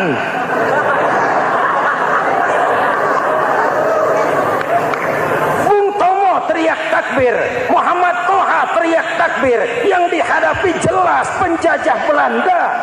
Kita ngadepi saudara sendiri, Allahu Akbar. Yang sana teriak, Allahu Akbar. Setan tepuk tangan di tengah.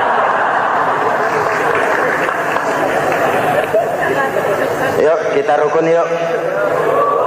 Kita kompak yuk. Kita bersatu yuk. Kita pulang yuk.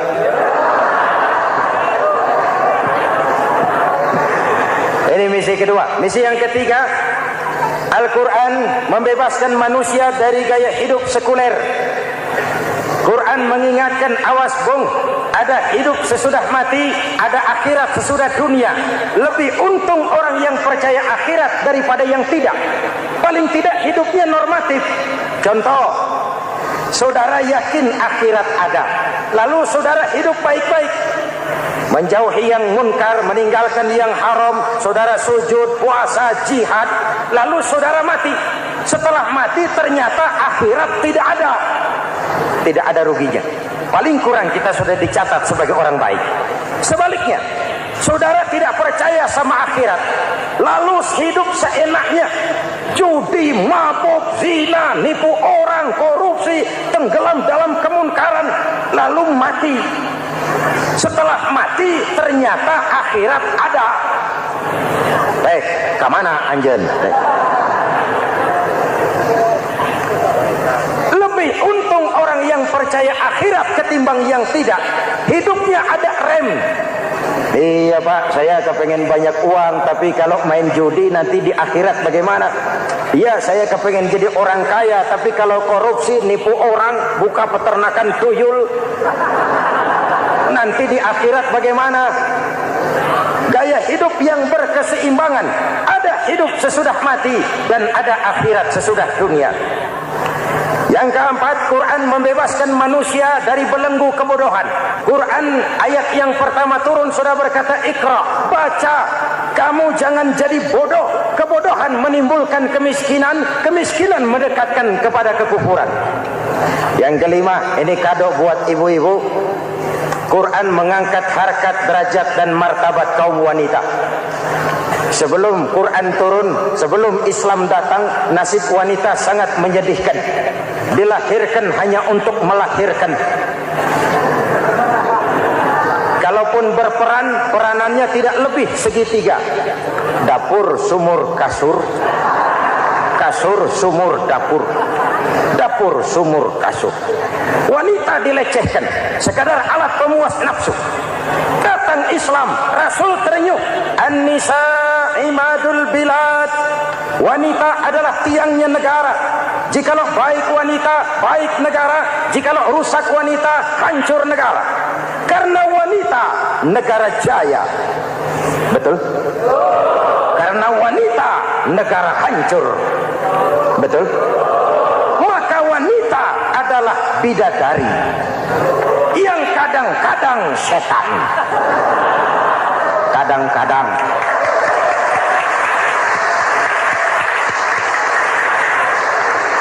Ini yang hadir di sini bidadari semua. Ibu bapak, saudara-saudara hadirin yang saya hormati. Lalu bagaimana sikap kita terhadap Al-Quran?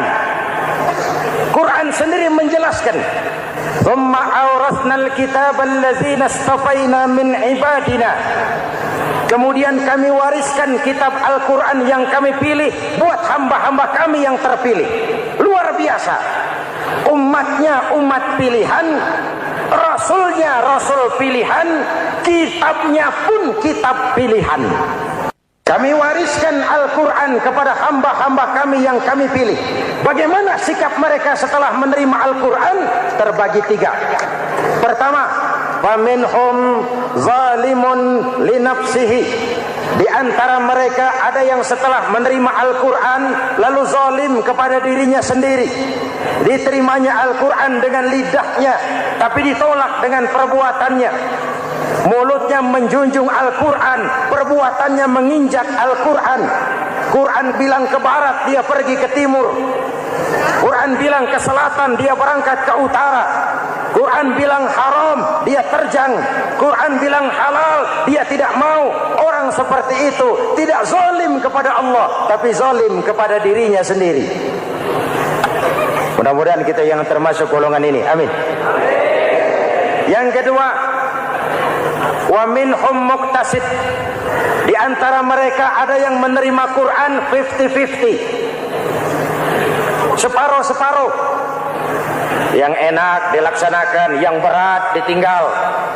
Padahal pada sisi lain Quran mengajarkan masuklah ke dalam Islam secara total, kafah, jangan separuh-separuh.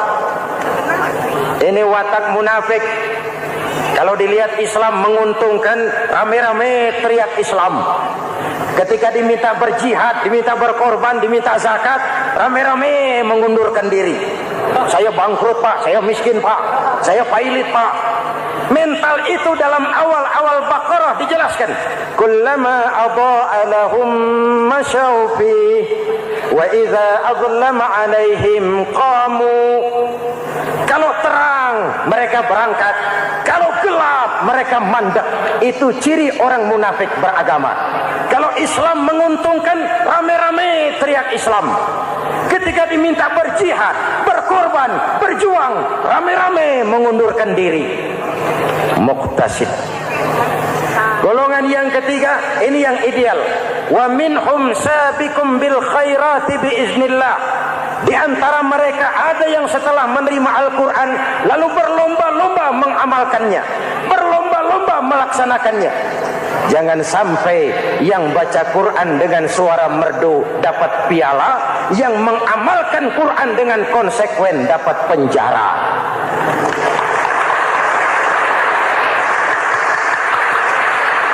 Itu ironi, itu menyedihkan, itu memilukan, dan itu memalukan.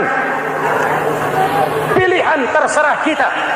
Satu hadis Rasulullah mengajarkan begini: Man ja'alal Qur'ana amamahu qadahu ilal jannah, wa man ja'alal Qur'ana khalfahu saqahu ilan nar. Siapa yang meletakkan Quran di depannya, dijadikannya Quran sebagai imam, Quran akan membimbing dia ke surga. Surga dunia, lebih-lebih surga akhirat. Sebaliknya, siapa yang meletakkan Quran di belakang, dibelakanginya ajaran Quran, Quran akan mendorong dia ke neraka. Neraka dunia, lebih-lebih neraka akhirat. Quran imam apa makmum? Kita makmum apa imam?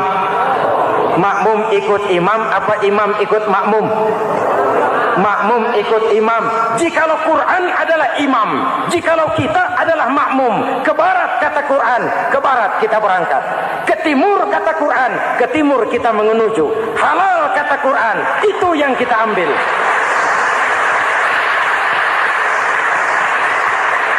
Mari kita jadikan Ramadan sebagai bulan di mana sedikit demi sedikit kita berupaya kembali menjadi generasi yang Qur'ani. Rasulullah pernah ditanya, kalau Tuhan wafat ya Rasul, kemana kami minta nasihat?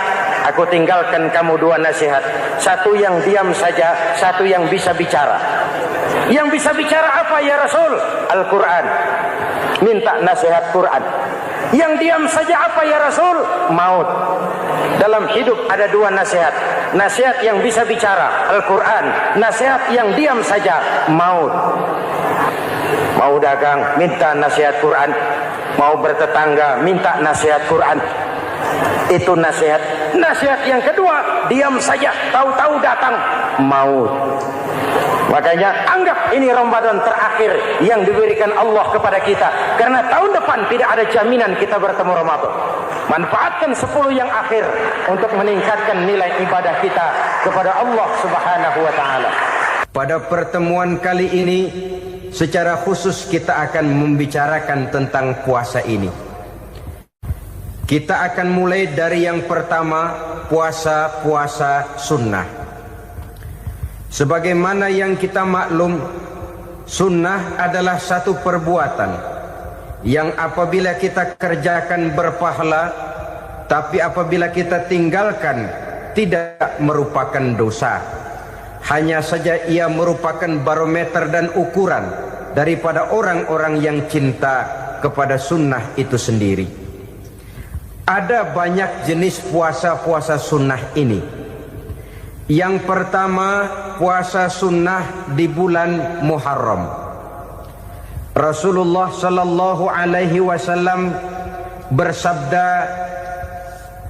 "Afdhalus siyami ba'da Ramadan syahrullahil Muharram, wa afdhalus salati ba'dal fardhah salatul lail." Diriwayatkan oleh Muslim dari Abi Hurairah. puasa yang paling utama sesudah puasa Ramadan tidak lain adalah puasa di bulan Muharram, dan solat yang paling afdol sesudah solat yang wajib adalah solat pada sepertiga malam yang akhir. Puasa di bulan Muharram merupakan puasa sunnah dan mempunyai nilai yang sangat besar dalam pandangan Allah Subhanahu wa ta'ala. Buat mereka yang mampu melaksanakan puasa sunnah di bulan Muharram ini, boleh melaksanakannya selama 10 hari. Hari yang pertama boleh juga 3 hari saja, atau setidak-tidaknya 1 hari daripada bulan Muharram. Yang kedua, puasa 10 hari daripada bulan Zulhijjah. Karena bulan Zulhijjah ini memang termasuk bulan yang dimuliakan oleh Allah Subhanahu wa ta'ala. Pertama, di sana ada hari Tarwiyah, ada hari Arafah, ada hari kurban, ada talbiyah, ada pelaksanaan haji dengan segala manasiknya. Maka puasa sunnah di bulan Zulhijjah merupakan amalan yang sangat utama dan besar pahalanya dalam pandangan Allah Azza wa Jalla. Sebagian ulama menjelaskan, man shoma hazihil ayyam akramahullahu bi asyri asya'in. Siapa orang yang melaksanakan ibadah puasa sunnah pada hari-hari 10 di bulan Zulhijjah ini, Allah Subhanahu wa ta'ala akan memuliakannya dengan 10 macam perkara. Saudara, ini keuntungannya. Yang pertama, orang yang puasa di hari-hari 10 bulan Zulhijjah diberikan al-barakah fi umrihi, diberikan keberkahan pada umurnya. Setiap kita ingin memperoleh umur yang berkah. Umur yang berkah itu yang bagaimana? Apa yang jumlahnya panjang? Mungkin. Tetapi yang jelas, umur yang berkah ini adalah umur yang bisa dipertanggungjawabkan di hadapan Allah Subhanahu wa ta'ala. Artinya, umur yang diisi penuh dengan kebajikan, umur yang diisi dengan segala macam kegiatan ibadah, dan umur yang dengan demikian sungguh pun kita sudah mati, jasad terkubur dalam tanah, nama kita akan tetap hidup, dikenal orang oleh karena kebajikan yang kita kerjakan. Saya kira akan lebih merupakan azab ketimbang nikmat kalau orang diberikan umur panjang tapi hanya untuk menumpuk-numpuk dosa saja. Kan lebih baik mana? Umur pendek banyak pahala, umur panjang banyak dosa. Lebih baik mana? Saya yakin yang paling baik tentu umur panjang banyak pahala. Paling sial umur pendek dosa melulu. Sudah diberikan umur pendek tidak seberapa, dosa berlipat ganda. Itu kalau orang kampung bilang tekor namanya. Rugi. Umur pendek hanya untuk menumpuk-numpuk dosa. Boleh jadi kalau umat-umat zaman dulu, saudara, mereka diberikan umur panjang. Nabi Adam, kita tahu Nabi Adam itu 2000 tahun umurnya. Nabi Nuh 950 tahun. Umatnya ya rata-rata segitu itu. Nah, kalau mereka misalnya punya umur 800 tahun, lalu 200 tahun mereka melakukan dosa, kan masih punya restan 600 tahun untuk taubat. Karena umurnya diberikan jatah panjang. Kita ini oleh Allah Subhanahu wa ta'ala, umat Nabi Muhammad ini umurnya pendek-pendek. Kalau nyontoh Nabi 63 tahun saja. Kalau diberikan 70 tahun umur kita sekarang, itu sudah dapat jatah lebih 7 tahun. Alhamdulillah bahwa Allah memberikan saat-saat, waktu-waktu, tempat-tempat yang punya nilai istimewa, sehingga umur yang pendek ini bisa bernilai panjang, nilai ibadahnya bisa bernilai pahala seperti umat yang berumur panjang dahulu itu. Karena itu manfaatkan umur dengan baik, dan salah satu keberkahan daripada umur akan datang dengan melaksanakan ibadah puasa sunnah. Ini yang pertama. Yang kedua, az-ziyadatu fi malihi, berikan tambahan hartanya, menjadi orang kaya. Kaya apa? Kaya hati setidak-tidaknya. Karena dengan tekun dan rajin melaksanakan ibadah puasa, yang segera tertanam dalam jiwa seseorang merasakan cukup di dalam kehidupan. Itulah dia orang yang paling kaya, orang yang hidupnya paling cukup. Kalau orang sudah merasa cukup dalam hidupnya, maka itulah dia orang yang kaya. Saudara-saudara kaum muslimin rahimakumullah, puasa sunnah memberikan tambahan harta, usahanya berkembang, dengan demikian membawa keberkahan, hartanya makin bertambah, akan menunjang ibadahnya kepada Allah, lebih memantapkan dan membawa ketenangan dalam hidupnya. Itu termasuk berkahnya melaksanakan puasa sunnah itu.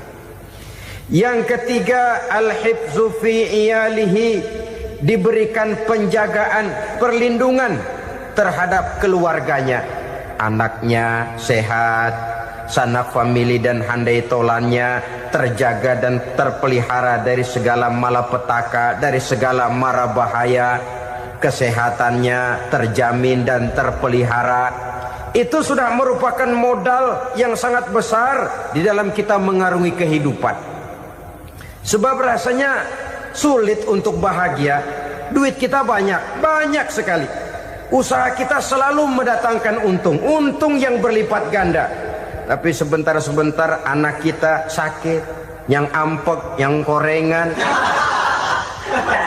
yang kena musibah, ndak tak karu-karuan sakit, berobat sampai jutaan rupiah. Itu kan sudah tidak membawa kebahagiaan. Uang masuk yang begitu banyak jumlahnya, habis akhirnya untuk berobat saja. Sebenarnya hitung-hitung ya seri-seri juga. Usaha berhasil, duit banyak, habis untuk berobat. Lah sama juga saudara-saudara. Jadi dengan demikian, biar duit kita banyak, asal keluarga pada sehat saja, udah enak bener itu. Duit banyak, ekonomi cukup, keluarga sehat, nikmat rasanya menjalani kehidupan ini. Yang kiamat sudah duit kagak barang seperak, keluarga ampek semua. Kiamat sudah. Saudara hadirin yang saya hormati, jadi yang ketiga, Allah memberikan pemeliharaan terhadap keluarganya. Satu kali orang dipelihara Allah, tidak satu kekuatan pun yang bisa mencelakakan. Satu kali orang disengsarakan Allah, tidak satu tenaga pun yang mampu menyelamatkannya. Itulah sebabnya perlindungan Allah, pemeliharaan Allah terhadap diri dan keluarga sangat kita perlukan di dalam kehidupan ini. Dengan melaksanakan ibadah puasa, kita mendekatkan diri kepada Allah. Dengan dekat kepada Allah, maka Allah pun dekat kepada kita. Sehingga dalam hadis qudsi dikatakan, ta'arraf ilallahi firraha ya'rifka fi syiddah. Ingatlah kepada Allah di waktu kamu senang, agar Allah ingat kepada kamu di waktu kamu susah. Yang kita laksanakan kadang-kadang sebaliknya. Waktu susah kita ingat Allah, waktu senang kita lupa Allah. Akhirnya nanti pada waktu kita melarat, kebelangsak, susah dan sebagainya, pertolongan tidak akan datang kepada kita. Benar, ta'arraf ilallah firraha ya'rifka fi syiddah. Ingatlah kepada Allah di waktu kamu susah, ingatlah kepada Allah di waktu kamu senang, agar Allah ingat kepadamu di waktu kamu mendapat kesusahan. Umumnya watak manusia memang kalau sudah dapat susah, ingat kepada Allah. Waktu duduk, waktu berbaring, sambil tidur, dalam segala keadaan Allah disebutnya, Allah dimintakan pertolongannya. Tapi dikala dia berada pada posisi di atas angin, merasa senang, bahagia, Allah terlupakan. Saudara-saudara kaum muslimin, itu yang ketiga. Yang keempat, at-takfiru li sayyiatihi, orang yang melaksanakan puasa sunnah itu diampuni segala dosa dan kesalahan yang telah dilakukannya. Dan yang kelima, at-tad'ifu li hasanatihi, diberikan balasan yang berlipat ganda dari segala kebaikan yang dikerjakannya. 1 berbalas 7, 7 bisa berbalas 10, 10 masih berbalas 100, masih ditambah dengan wallahu yudha'ifu liman yasha. Allah melipat gandakan pahala orang-orang yang dikehendakinya. Maka carilah satu kebaikan yang apabila kita kerjakan, dosa akan dihapus dan nilai pahalanya menjadi berlipat ganda. 1 kali kita bekerja, 2-3 bisa kita raih dan kita jangkau. Yang keenam, orang yang melaksanakan puasa sunnah di bulan Zulhijjah, at-tashil li sakarati mautihi, diberikan kemudahan pada saat menghadapi sakaratul maut. Maut a mysterious problem. Dia adalah pintu yang setiap orang pasti akan memasukinya. Bahwa mati adalah mati, itu semua kita tahu. Tapi hakikat orang pada saat menghadapi mati itu kan berbeda-beda.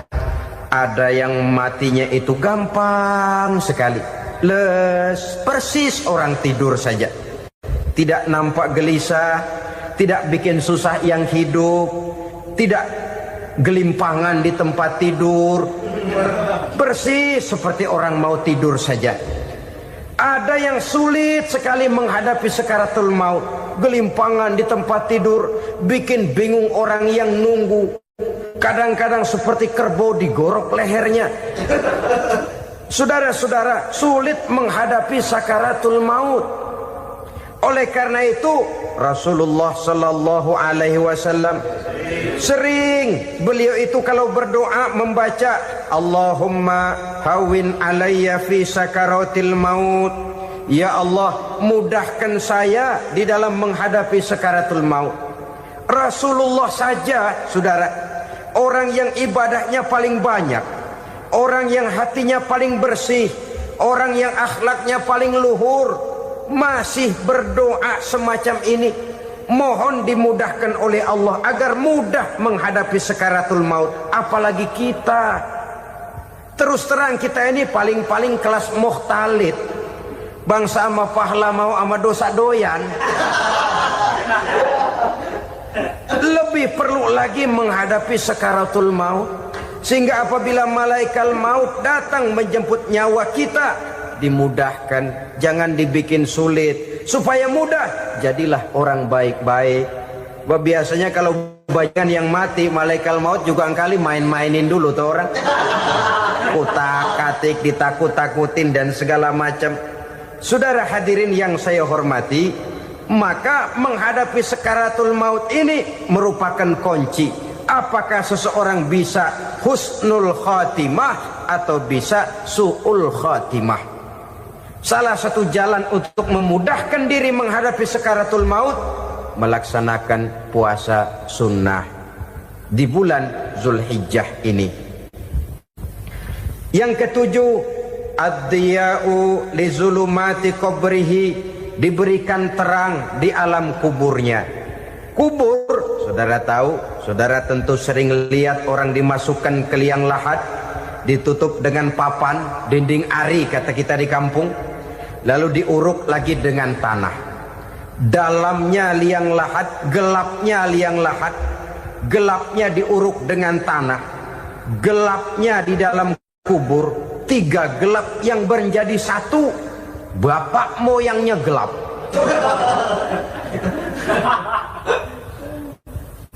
Puasa sunnah ini merupakan terang di alam kubur kita nanti. Yang kedelapan, at-tasqil limizanihi, diberikan keringanan pada timbangan di hari akhirat nanti. Bahwa setelah dibangkitkan dari kubur, setiap kita akan menghadapi perhitungan, akan ditimbang segala macam kebaikan dan segala macam kejahatan yang pernah kita lakukan di dalam kehidupan. Orang yang melaksanakan ibadah puasa sunnah at-tasqilu li mizanihi, diberikan keringanan timbangan hari akhiratnya nanti. Yang kesembilan, an-najah minal bala, diberikan keselamatan dari segala macam bencana. Dan yang ke-10, as-su'ud ala darajatihi, diberikan ketinggian, naik derajatnya, derajat di dunia, lebih-lebih lagi derajat di akhirat nanti. Ini keutamaan yang diberikan Allah Subhanahu wa ta'ala kepada mereka yang melaksanakan ibadah puasa 10 hari di bulan Zulhijjah menurut penjelasan sebagian dari para ulama kita. Jadi setelah puasa Muharram ada lagi puasa Zulhijjah. Kemudian puasa sunnah yang ketiga, puasa sunnah pada hari Senin dan hari Kamis. Apa sumber hukumnya? Diriwayatkan oleh Imam Muslim dari Abi Qatadah, Rasulullah sallallahu alaihi wasallam ditanya tentang puasa pada hari Senin. Kenapa Rasul melakukan itu? Beliau menjawab, zalika yaumu wulidtu fihi wa yaumu bu'istu au unzila alayya fihi. Hari Senin itu adalah hari di mana aku dilahirkan dan hari di mana aku dibangkitkan. Wahyu pertama turun kepadaku pun pada hari itu. Maka sunnah melaksanakan puasa pada hari itu. Adapun hari Kamis, ada hadis yang diriwayatkan oleh Imam Turmuzi dari Abi Hurairah, Nabi bersabda, tu'radul a'malu yaumul isnaini wal khamisi fa uhibbu ay yu'rada amali wa ana sha'im. Disetor amal setiap manusia pada hari Senin dan pada hari Kamis. Maka aku ingin, kata Nabi, agar pada saat amalku disetor itu aku sedang puasa. Jadi malaikat itu menurut riwayat ini mencatat dan menyetorkan catatan amalan seseorang pada hari Senin, hari Kamis. Tiap hari Senin amalan kita disetor oleh malaikat. Catatan terakhir tentu yang sedang kita kerjakan, sehingga yang masuk daftar, saya tinggalkan orang ini, dia sedang puasa. Karena naik catatan amalnya pada hari Senin. Kamis diangkat lagi, catatan paling akhir, saya tinggalkan orang ini, dia sedang puasa. Itu makna fa uhibbu ay yu'rada amali wa ana sha'im. Aku senang kalau pada saat amalku disetor, catatan paling akhir aku lagi puasa. Satu keistimewaan. Alangkah celaka tiap amalan disetor kita sedang berbuat jahat. Senin, Kamis, teler, mabok, judi. Tiap amalan disetor, catatan akhirnya saya tinggalkan si fulan lagi teler. Laporan Senin.